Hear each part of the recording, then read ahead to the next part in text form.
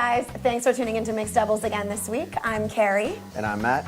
So this week we are talking Australian Open, which just wrapped up in Melbourne. And what an epic one at that. I mean, so many killer upsets, underdogs coming up. I mean, it was incredible, this one to watch. I stayed up more times to 3 a.m. than when I go to a club. So yep. As I did as well. it was fun to watch, and it was very good matches that were on. Absolutely. This year we had two first-time Australian Open winners, Stan the Stanimal Wawrinka and Lena. Brought it. It had been brought in this year. Wawrinka absolutely killed this tournament. I mean, this was some of the best tennis I have ever seen him play. And he's only the second player in 9 years outside of the top four to win a major title. Yep, Del Potro being the last. But yeah, he came into this tournament wanting to win, raising his game really. He had the only player to beat Nadal and Djokavic in the same Grand Slam. He bumped up to number 3 in the world now thanks to this tournament, and I just think he's going to keep it going. I'm sure at one point in his career he's going to be number 1. Let's hope he does. Woo! Going into this final match against Nadal, Wawrinka was a serious underdog. He had a 26 straight set loss to Nadal. So, I mean, bets were on Nadal for this one. To see him come out was absolutely massive. Absolutely, yeah. With Nadal, you just kind of, you knew if anyone's going to put up a fight, it's going to be Nadal. Yep. And it's very tough to beat him, especially in a slam final. But this is the tournament that has plagued him. He's left with injuries before. So, it was all Stan the first set and the break, getting up in that second set, and then once Nadal kind of tweaked that back, you kind of saw him, and it was just a routine forehand, and something popped, something not right happened. Yeah. And it was kind of off the rails at that point. Speaking of that injury, so during that timeout, that medical leave break that Nadal took, Wawrinka had a little bit of a argument with Carlos Ramos, the umpire, in regards to knowing, why Nadal is taking the break and the rules and regulations as far as that goes. And I think that he was obviously questioning the validity of the break. I mean, was Nadal really injured, or was he just kind of trying to throw Wawrinka off? Let's talk about one more thing in that match, the coin toss, that I found a little bit strange. The coin toss. So Nadal won the coin toss, but he decided to let Wawrinka call it. And then Wawrinka lost the coin toss, and Nadal still gave the serve over to Wawrinka, which is a strange thing to me because, the serve is an advantage. So why would he give the advantage to Wawrinka? Is it because he technically doesn't have that high of a percentage with first serves? Or was he trying to, was he going into this a little bit cocky because he had won so many previous times against Wawrinka and he wanted to give the audience more of a show because he was so sure that he was going to take it again? I mean, what was it? I think it's a little bit of gamesmanship maybe because he knew it's the first final that Wawrinka had reached, or first slam final, I should say. And so he's kind of putting it on his shoulders like, okay, you go ahead and serve. Let me see, are nerves a factor? Right. How's that going to affect you? But that's what I'm saying. It's definitely did not affect him though. Right, and that's what I'm saying. It's like he gave him the advantage, almost kind of like, I got this. So you go ahead and take the serve. Then he goes on to lose that game and lose that first set. So it's like, not a good move, buddy, but very generous of you to try and give the audience more of a show. You certainly did that. So at the end of the match, when Wawrinka was interviewed and he was asked what he was going to do to celebrate his victory, he said, "There's a good chance I'm going to get drunk tonight." Just a little one. Well put, buddy, and I hope you got smashed. Quite a few noteworthy matches that happened, and for me, super, super upsetting. My favorite, Delpo, out super early. Huge bummer for me. He's such a slow starter. He just needs to get it in gear earlier. Okay. But once he gets that forehand going, he's unstoppable. Right. But I think it's just, and they had those 4 days in a row where it was 110-degree heat, so that, the heat over there in Melbourne is something to be reckoned with. To see him out so quickly, that was a shocker. Yeah, it was a shocker, and it was a huge disappointment.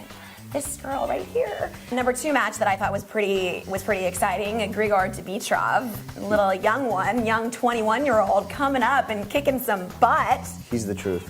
Yeah. He's the real deal. I mean, he took it all the way to the quarterfinals where he was beaten by Nadal.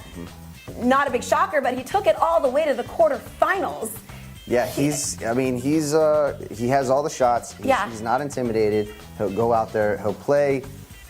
I guess his MO has been always that if you put him on court 17, he'll play like he's on court 17. But if you put him on the grandstand, the stadium court, then he raises his game and you see what he's capable of doing. Yeah. So he'll be fun to watch in the future. Perhaps his girlfriend Maria Sharapova added a little spice to his slice, but I don't know. So she's probably happy that he's doing well too. Another match, the third match that I thought was pretty exciting, obviously, that a lot of people found exciting, was Roger Federer beating Murray.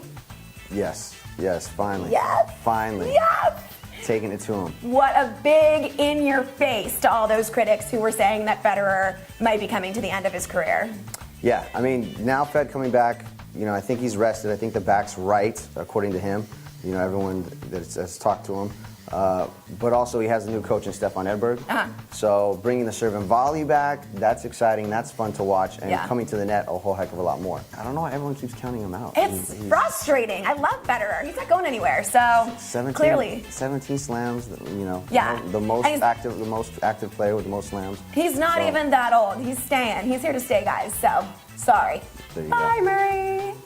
Let's switch it over to the women now. Also an enormous tournament for the ladies. Some huge surprises on their side as well. The top 3 seeds, Serena, Sharapova, Azarenka, all out before the semis, which is pretty unusual to say the least. In the finals we had Dominika Cibulkova versus Lena. And, honestly, I was rooting for Cibulkova to pull through this one because she was the underdog by a landslide. Lena, definitely the high favorite for this match. But, it's still extremely impressive that she made it this far. She definitely made a name for herself in this tournament. A lot of people who didn't even know who Dominika Cibulkova was, they know now. Definitely. Yeah. The way she played, getting all the way to the finals, and again, going back to that Sharapova match, she just hugs the baseline. She would just set up camp right there on the baseline, counter puncher, moves really well. She stuck to her game plan. Despite the fact that she didn't win in the finals, she's 24 years old in comparison to Lena's 31 years. So she's got plenty of time, and I have no doubt that at some time in the future she's going to make it and she's going to take a final. She took out Sharapova in the quarters, and then Radwanska in the semis. I think in the finals though, once she got there, nerves had a little bit to do with it. She had 5 double faults in the first set, so you knew she was kind of feeling the nerves. Lena having been there before, and also being a French Open champion, she's felt that pressure, knows how to harness it, knows how to deal with it. Right. So, but at 24 years old, like you said, Cibulkova, the sky's the limit. Hats off. My new favorite female player. Absolutely. I loved watching her. There's this constant chatter about her height. Enough already. They are calling her the Pocket Rocket. Whoa. That is her nickname. Whoa. Is this a family show? Whoa, move on. Okay, on to the next subject. This was Lena's second slam win following her 2011 French Open win. She is the oldest woman to win the Australian Open and Asia's first Grand Slam singles winner. Asia is stoked right now. It's a coming up sport over there, and so this was huge for them.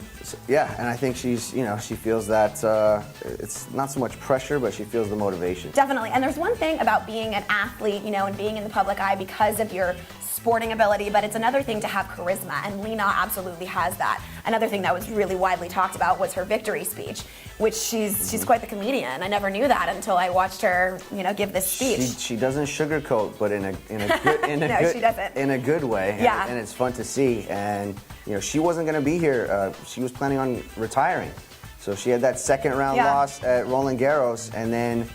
As reports have come back, she was talking to her coach, Carlos Rodriguez, had a chat with him. As she puts it, the Chinese way is to keep everything inside, so she really didn't talk about how she was feeling.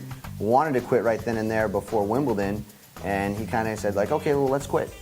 And normally he says, no, let's keep going, let's play a little bit more. And so she was surprised to hear that. She's like, all right, well, okay, let's finish out the tournament. And then she goes on to win. Lena was quoted to say in her victory speech, you ready for this? Go.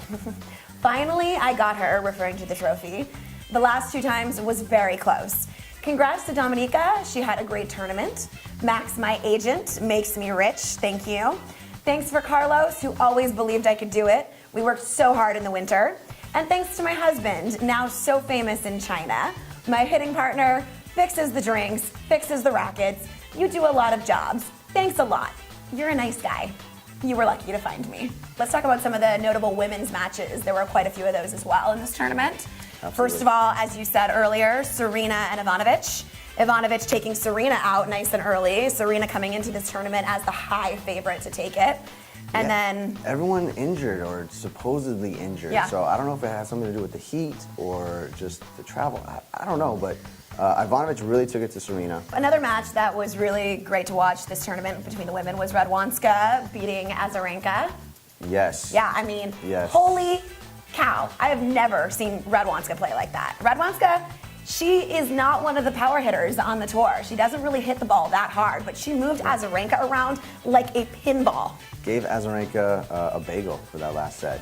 Unbelievable. So- I mean, and Azarenka said in an interview that she felt like she was a spectator watching the match because that's how well Radwanska was moving her around that it was even shocking to her being on the court. Radwanska killed that match. It was absolutely stellar. Another match that was really fantastic to watch on the women's side was Cibulkova, back to Cibulkova, beating Sharapova in the 4th round. Yeah, we talked about that match earlier, but Yeah. that really was a fun match to watch because you see how a big power hitter going against a counterpuncher, how the dynamic played out.